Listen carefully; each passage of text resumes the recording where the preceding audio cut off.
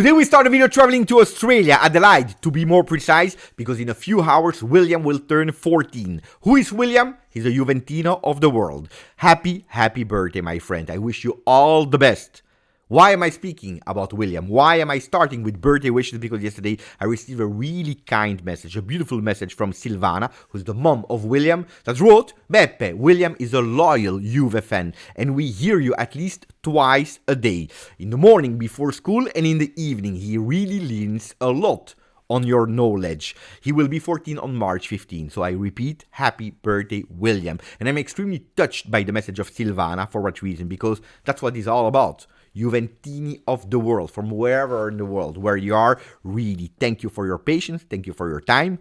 Brava, Silvana, to raise kids that becomes Juve fans. That means that we have beautiful years ahead with a lot of Juventini all over the world. Thank you. And if I will continue on YouTube, or if there will be another one that will take over, we know one thing, Juventini of the world will still be a concept in a lot of years. Thank you, Silvana. We remain in Australia, this time from Adelaide. We travel to a bit more in the south, Melbourne, because this weekend there will be Ferrari. Attenzione, I'm extremely curious. Am I the biggest #1 fan of Formula 1? Probably not. At least I'm watching until Ferrari is in the run, but I'm extremely curious. I believe, like a lot of people, for that duo, Charles Leclerc and Lewis Hamilton, the first one of Lewis, with the red colors. I can't wait to watch this weekend. Yes, I will wake up extremely early to watch it. I can't wait, really. I don't know if you are fans of Formula 1, of Ferrari. Let me know in the comment section.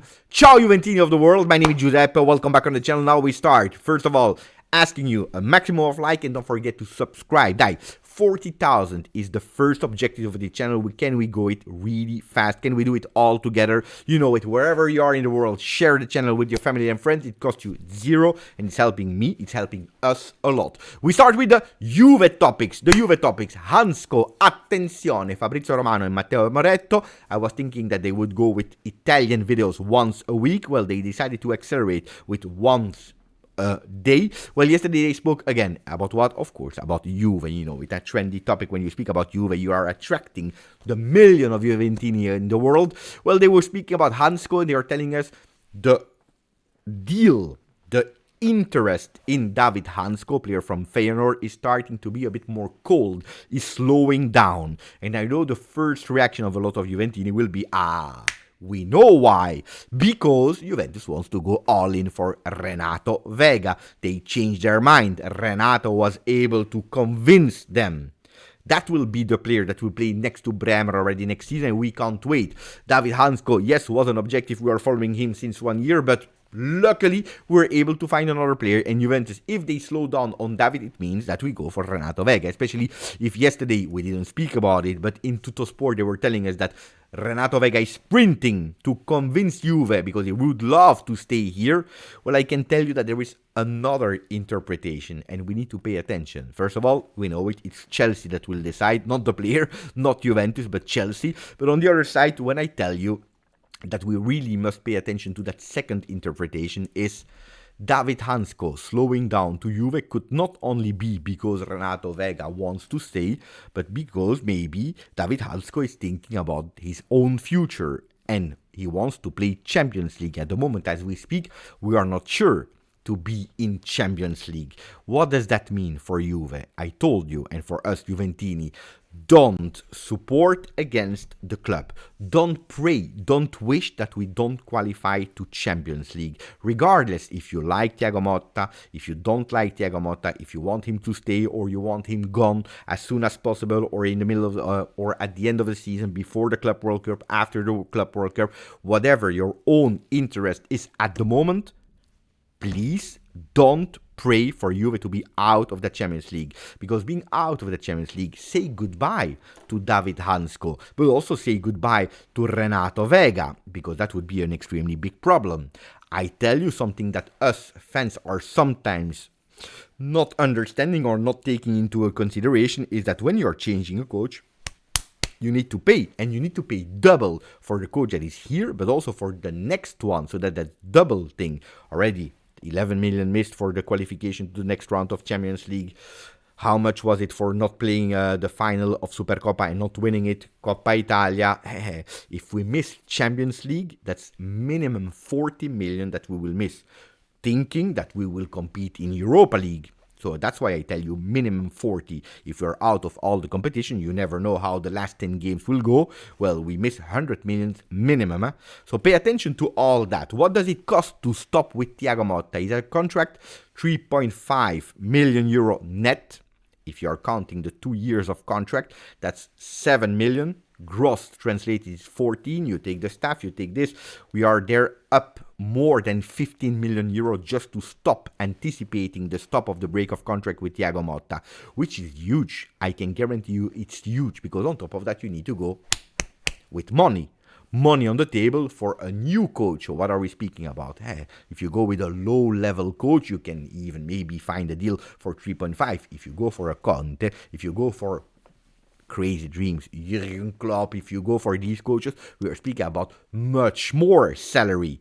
That, combined with out of the Champions League, with all the objectives that we miss this season, ragazzi, then there is one thing that is sure. Not only David Hancko will not come, not only Renato Veiga, you will not have the strength to go and ask to Chelsea to sign him, but on top of that, you will sell big players, and I'm speaking about players with an S, not one, more, on top of Cambiaso, Vlahovic, probably also players like Yildiz, etc., etc. So please, don't pray for Juve being out of the Champions League. And it's not over, because a Koopmeiners, that a lot of us were extremely impressed by his start of the Serie A, his first games. Remember how much was it? 5 goals in 3 games, and that beautiful assist against Inter, beautiful performances. He dropped a bit in the last game, but if you want to go for a Koopmeiners, well, you're obliged to be qualified in Champions League. Otherwise, forget about it, to even sit at the table with Paris Saint-Germain. Koopmeiners, that has been called up with Les Bleus, with France, not Thuram, or Thuram, Kefren, not Kalulu. On the other side, I'm happy. Let them stay like Continassa. I don't want to see them traveling in the world for that international break. On the other side, there is also another thing about Koopmeiners. Koopmeiners, we know it. He spoke extremely well multiple times about Thiago Motta convincing him to join the black and white team. Without Thiago Motta, well, maybe even if you qualify in Champions League, maybe Koopmeiners will tell you, I am not sure. I don't want to, because I'm not convinced about the project, I'm not convinced about the new coach, etc., etc. So, it's tough. And that's a really beautiful assist to speak about the topic coaches, because Thiago Motta, we know it. More and more and more and more the days are going, more and more and more the chances for him to stay at Juve are decreasing. And it's absolutely not the media that will tell us otherwise. Look at the first page of Tuttosport today with Roberto Mancini as the only one on their front page. Juve, cosa spinge Mancini? Juve, what is pushing Mancini? I tell you immediately, I don't want Roberto Mancini at Juve. Absolutely not.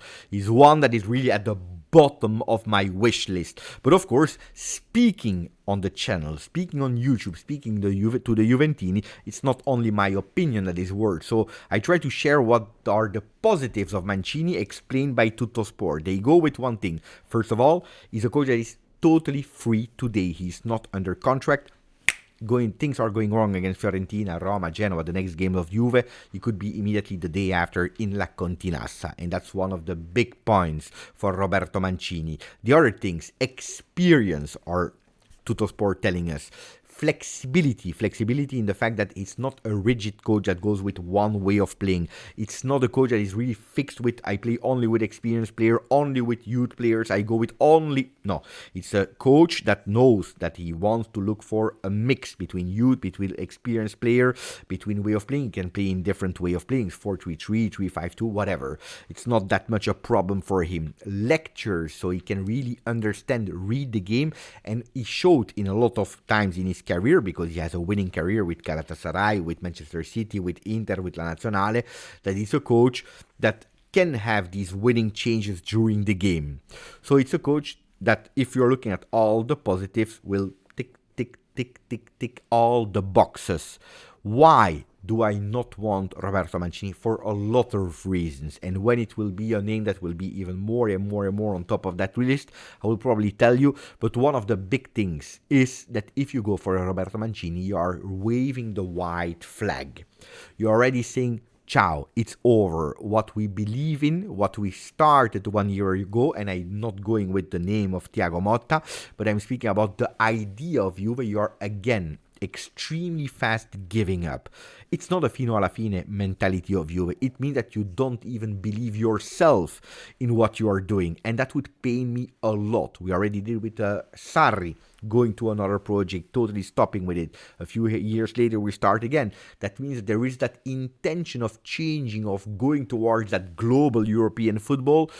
We try to go to change something, and then at the first difficulty, you stop and you go back. And that's why I would not love to go for Mancini, like I would not love to go for another name that is resisting, the name of Pioli. Pioli even less probably than Roberto Mancini, because Roberto showed it multiple times. Pioli only one time with Milan. He showed beautiful things, but also a lot of difficulties with Milan.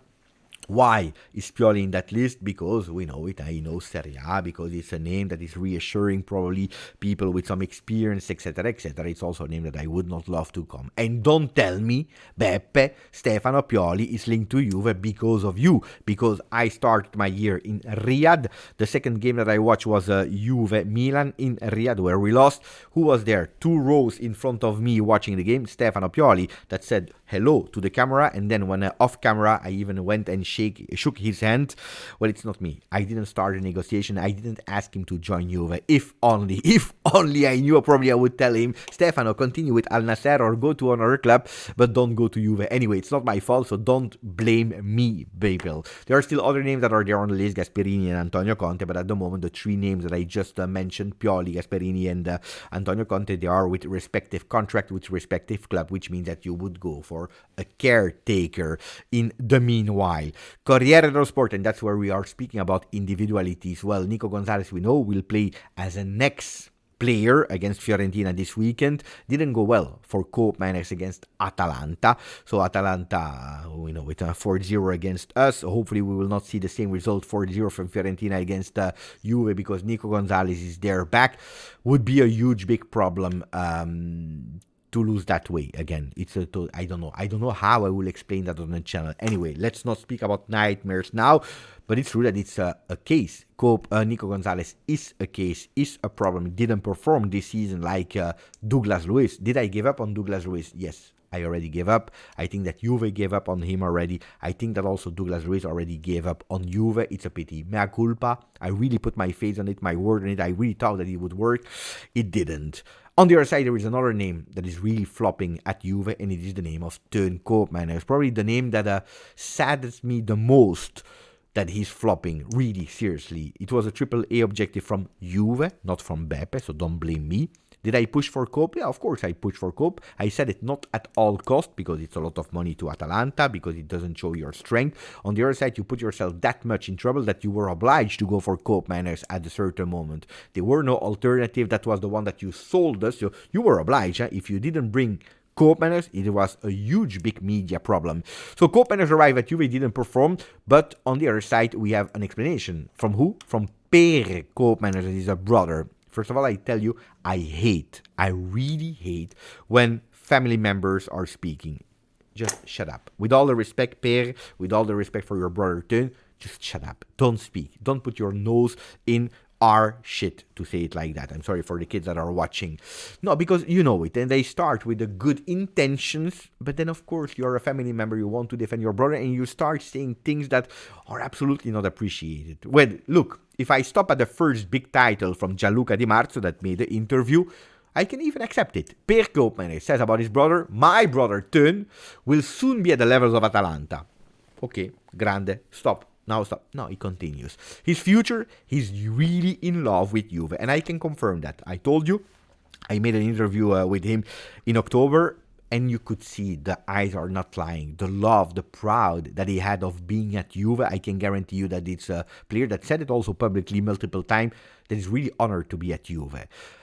It's not enough. I love Juve. If you put me in the middle of the field, I would be a total disaster, probably worse than a lot of players that you hate at Juve. So it's not enough, the love that you have for Juve. And probably it's even more a problem because it's putting you a lot of pressure. And that's one of the things that Per is actually admitting. Why it didn't work at the moment. He says, look, from outside, I can tell you that there is a lot of pressure for how much he costed. And that's the first thing. Then he says, people are often underestimating what it means to change a totally environment, to adapt to new teammates, to change coach, to play a different philosophy of football, and also to change role. So 6 different excuses or explanations, according to the brother, why Teun is not performing at the moment. And I can tell you, yeah, it's true. All of these things are having an impact, absolutely. On the other side, these are things that are happening for all the players in every single transfer session. You know it up front how much you will cost, what is the value. You know, of course, you know that there will be a lot of pressure when you are joining a club like Juve. You know that you will change coach, that you will change teammate. This is for every single person. It can be okay for a few months. It cannot be like that until the month of March, because that's what we are speaking about. We are the 14th of March, and at the moment we didn't see Koopmeiners. I don't accept that as a only excuse. It can not only be that. And also, if this was really the case, you need to answer. Look, I'm making an example. Kylian Mbappé, he did exactly the same things as Koopmeiners, joining a club with a lot of pressure, changing role, coach, etc., philosophy of playing, all of that. Even on top of that, changed league, and he went to Real Madrid, guys. He had difficulties in the beginning of the season. People started to criticize him a lot. This is Mbappé, look at that. Is he a phenomenon? Is he at the level of the World Cup? Is he at the level of... No, not yet. But he could answer and look at the stats. 42 games, all competition, 28 goals, 4 assists, some decisive goals, some important performances. Guys, there is no excuse. He answered. Teun, at the moment, not yet. So when the brother is saying, wait, guys, it's just a matter of time, he will reach again the level of Atalanta, I can tell you, okay, I love it. The problem is that he continued that interview, and that's something that I didn't appreciate at all, where he says, look, people, they don't know what is happening behind the scenes. I don't know every single detail, but I can tell you that it's not easy. Look, Teun, please make me a favor. Ask your brother to not speak anymore about Juve, because I understand the brotherhood. I understand that he wants to defend you, to take you out. But here, when I hear all the excuses why you're not performing, and on top of that, putting all the blame on the locker room of Juve, the environment of Juve, the things that are not working, look, it takes you away of your responsibility. And that's something that, according to me, it's not really appreciated, at least by me. I know that the locker room is not perfect, that the environment is not perfect. We know it. We saw Danilo leaving, that is a captain, that was a premiere in the Juve world. We saw a lot of things that were not okay. If we are not competing for the Scudetto, if we went out like this against Empoli, like Atalanta, again, we know that there are a lot of problems. But I don't need Per to tell me. He minds his business. You don't speak, you perform, you let us show how much you love Juve, you let us show how much you are valued, that you can fight pressure, but these talks, I don't appreciate them. That's also something that I blame Juve at the moment. Please, Juve, pay attention in terms of communication. Communicate before other ones are communicating. That's something really that I blame Juve management since a few years. It's not okay that everyone feels free to speak. We heard about De Ligt, Soulé, and this player speaking about Juve. Basta. Juve, send please a message really hard that it's not okay to speak bad about Juve. We anticipate, we explain, instead of not speaking and let the things go. My opinion, huh? Ragazzi, if you enjoyed that video, please put a maximum of like. If you want to, if you made it to the end, please join me in wishing again our friend William with the best wishes. Grazie, forza, Juve.